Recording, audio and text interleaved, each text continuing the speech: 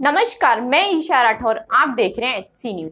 हरिद्वार के पथरी थाना अंतर्गत पत्नी की हत्या के मामले का खुलासा करते हुए पुलिस ने आरोपी पति को गिरफ्तार किया। पुलिस ने हत्या में प्रयुक्त कुल्हाड़ी को भी बरामद किया। देखिए पथरी से मित्रपाल की यह रिपोर्ट। पथरी थाना अंतर्गत पत्नी की हत्या के मामले में पुलिस ने आरोपी पति को गिरफ्तार करते हुए हत्या में प्रयुक्त कुल्हाड़ी को भी बरामद किया है। सीओ लक्सर ने पत्रकार वार्ता में मामले का खुलासा करते हुए बताया कि कल सुबह थाना क्षेत्र के ग्राम शिवगढ़ में एक महिला की हत्या करने का मामला सामने आया था, जिसमें पुलिस द्वारा मौके पर पहुंचकर जांच करने के बाद यह सामने आया कि मृतक के पति द्वारा अपनी ही पत्नी की हत्या कर वह वहां से फरार हो गया, जिसके बाद पुलिस ने तत्काल कार्रवाई करते हुए अभियुक्त को गिरफ्तारी के लिए विशेष टीमों का गठन किया और अभियुक्त को गिरफ्तार करते हुए उसके पास से हत्या में प्रयुक्त कुल्हाड़ी को बरामद किया। क्षेत्राधिकारी द्वारा बताया गया कि जांच के बाद यह पता चला है कि हत्या के पीछे मृतक महिला के किसी अन्य व्यक्ति से अवैध संबंधों के चलते उसके पति द्वारा महिला की हत्या की गई है। सर, जो हत्या का मामले में जो आरोपी गिरफ्तार किया गया, क्या मामला और कहां से इसकी गिरफ्तारी हुई? कल सुबह गांव शिवगढ़ है, वहां से सूचना आई थी कि एक महिला की हत्या कर दी गई है और इस सूचना पर थाना प्रभारी, मैं खुद और पूरी टीम जो है मौके पर पहुंची थी और मौके पर पहुंचकर जो घटनास्थल से जो भी हमें बरामदा माल हुआ, जो आला कत्ल वगैरह बरामद हुआ और आसपास से बात करने से पता चला कि इसके पति ने जो है महिला की हत्या कर दी है और ये मौके से फरार हो गया। तो इसके लिए विशेष टीम हमने बनाई थी गिरफ्तारी के लिए और कुछ ही घंटों में उस टीम ने इसको गिरफ्तार कर लिया। हत्या की वजह जो अभियुक्त है उसको पत्नी के अवैध संबंध होने का शक था। बिहार में अपराधियों का बोलबाला होता जा रहा है। अपराधियों ने अररिया में सरेआम एक डीलर की गोली मारकर हत्या कर दी, जिसके बाद कानून व्यवस्था को लेकर सवाल उठ रहे हैं। देखिए अररिया से अरुण कुमार की खास रिपोर्ट। बिहार में एक बार फिर से अपराधियों का बोलबाला होता दिखाई दे रहा है। अपराधी खुलेआम वारदात को अंजाम दिए जा रहे हैं और पुलिस मूक दर्शक बनी हुई है। इस बार बेखौफ अपराधियों ने अररिया के फारबिसगंज में रजिस्ट्री ऑफिस के समीप सरेआम एक डीलर की गोली मारकर हत्या कर दी। महज 18 घंटे के अंतराल में बदमाशों ने हत्या की दूसरी वारदात को अंजाम दिया है। इससे पहले भी रविवार को चुआपट्टी में चावल व्यवसायी अमन कुमार गुप्ता की गोली मारकर हत्या कर दी गई थी। कुछ दिन पहले भी अपराधियों ने प्रतिष्ठित दवा व्यवसायी पवन केडिया को गोली मारी थी। इस मामले का खुलासा भी अभी नहीं हो पाया है।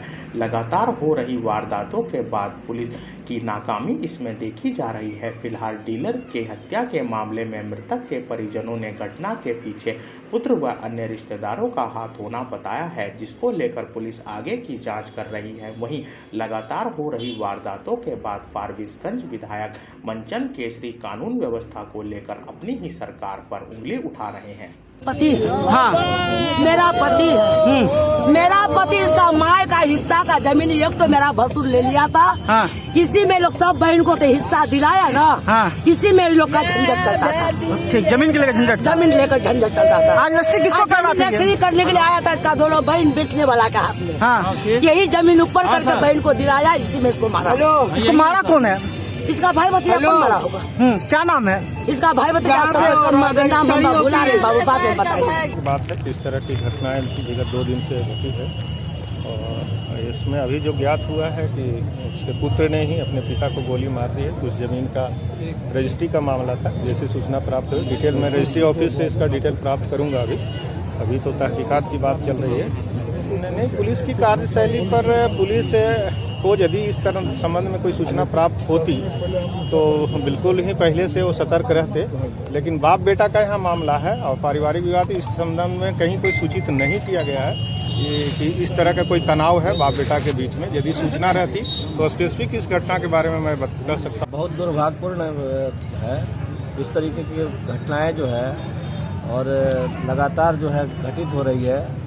एक पुलिस की कार्यशैली पर प्रश्न चिन्ह तो उठता ही है और रात की जो घटना थी उसमें त्वरित कार्रवाई करवाते हुए जितने भी अपराधी थे उन सभी अपराधियों को जो है शिनाख्त कर करके 2 अपराधी उसमें पकड़े गए हैं और 2-3 अपराधी जो है और धराए हैं। मोटरसाइकिल भी उपलब्ध हो गया है, रुपया भी उपलब्ध हुआ है और आर्म्स भी उपलब्ध हुआ है इन सारे क्रिमिनल को जो है फास्ट ट्रैक करवा करके और कड़ी से कड़ी सजा, जितना भी कानून में जो प्रावधान होगा उसको ज़्यादा से ज़्यादा जो सजा मिलनी है। सहरसा में अपराधियों ने एक टेम्पो सवार को गोली मारकर घायल कर दिया। इस घटना में एक अन्य व्यक्ति भी घायल हो गया, जिसके बाद इलाज के लिए इन्हें सदर अस्पताल में भर्ती कराया गया। देखिए सहरसा से सुभाष राम की ये रिपोर्ट।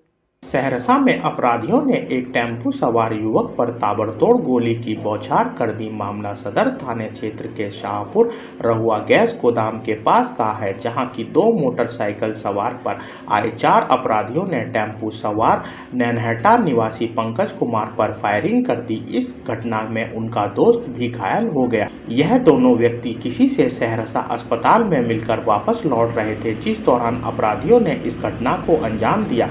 अपराधियों ने टेम्पो पर पीछे से गोलीबारी की। सूचना के बाद पहुंची पुलिस ने दोनों को सहरसा अस्पताल में भर्ती कराया। वहीं सदर थाना अध्यक्ष ने बताया कि गोलीबारी की इस मामले की जांच की जा रही है और जल्द ही कार्रवाई की जाएगी। सदर अस्पताल से ही जा रहे थे, 3 आदमी थे और जो है सो रहुआ गैस गोदाम के पास जो है सो 2 मोटरसाइकिल से 4 आदमी पीछे से गोली चला दिया, जिसमें हम लोग 2 आदमी जख्मी हो गए। वो लोग 2 मोटरसाइकिल से 4 आदमी अब घर जा रहे थे, नवहट्टा जा रहे थे अस्पताल से। हाँ, अस्पताल से 10 बजे रात में। थाना को सूचना दिए थे? हाँ, थाना को सूचना दिए। नाम क्या हुआ आपका? पंकज कुमार चौधरी। बिहार के बेगूसराय में मुख्य बाजार स्थित बैंक ऑफ इंडिया की बखरी शाखा में चोरी की घटना विफल हो गई। देखिए बेगूसराय से नबी आलम की यह रिपोर्ट। मुख्य बाजार स्थित बैंक ऑफ इंडिया की बकरी शाखा में चोरी की घटना विफल हो गई है। गैस कटर के सहारे स्ट्रांग रूम तक पहुंचे चोर पड़ोसियों के जाग जाने के बाद वहां से भाग खड़े हुए, जिसमें चोर सेफ को नहीं काट सके और बैंक चोरी की बड़ी घटना बच गई। प्राप्त जानकारी के मुताबिक रात्रि के करीब 1 बजे चोर पश्चिम के रास्ते से बैंक में घुसे और मुख्य द्वार सहित सभी तालों को काटते हुए स्ट्रांग रूम तक पहुंचे तथा गैस कटर से दीवार को काटकर उसमें घुस गए। अभी चोर स्ट्रांग रूम में सेफ के ताले को काट ही रहे थे कि पड़ोसी जाग गए और बैंक में अनहोनी की घटना को भागते ही पड़ोसियों ने शोर मचाया, जिसमें घबराए चोरों ने हमला करने वाले पड़ोसियों पर हथियार तान दिए, लेकिन सतर्क पड़ोसियों ने वहां से भागकर अपनी रक्षा की और शोर मचाते रहे। बैंक में रात को अटेम्प्ट किया लोग गैस कटर के साथ चोरी करने के लिए, और पुलिस को खबर मिली। पुलिस की गश्ती टीम पहुंची तो वो लोग भाग गए और छानबीन की जा रही है और आसपास के फुटेज को भी खंगाला जा रहा है। जैसे आगे कार्रवाई होगी आपको बताया। अलवर के रामगढ़ में किसानों और सिख समुदाय के खिलाफ सोशल मीडिया पर अभद्र टिप्पणी करने वाले के खिलाफ मुकदमा दर्ज किया। देखिए रामगढ़ से योगेश चंद्र की ये रिपोर्ट। रामगढ़ क्षेत्र में किसानों द्वारा बनाए गए सोशल मीडिया ग्रुप किसान एकता और अलवर भरतपुर यूथ ग्रुप में 26 जनवरी को किसानों और सरदारों के खिलाफ गाली गलौज करते हुए अभद्र टिप्पणी लिखी गई और सिखों को 1984 दंगों की पुनरावृत्ति की चेतावनी देते हुए टिप्पणियां भेजी गई। इससे आहत होते हुए रामगढ़ क्षेत्र के सिख समुदाय और किसानों में भारी आक्रोश पनप गया और इसी को लेकर रामगढ़ गुरुद्वारा प्रबंधक कमेटी के प्रधान द्वारा सोशल मीडिया पर अभद्र टिप्पणी करने वाले लोगों के खिलाफ रामगढ़ गुरुद्वारा प्रबंधक कमेटी के प्रधान हरपाल पुत्र शिवान सिंह द्वारा सिख समाज की तरफ से एक थाने में तहरीर दी गई, जिस पर मुकदमा दर्ज करते हुए कानूनी कार्रवाई की मांग की गई। वहीं इस मामले में पुलिस द्वारा बताया कि इस मामले में 295 आईपीसी के तहत मुकदमा दर्ज कर कार्रवाई की जा रही है। आज हम लोग यहाँ पे इकट्ठे हुए हैं कि पिछले कुछ दिनों से हमने देखा एक शरारती अंसर जिसका नाम है रविकांत हिंदू, उसके साथ एक रवि खटाना और उसके साथ है कि आयुष अरोड़ा।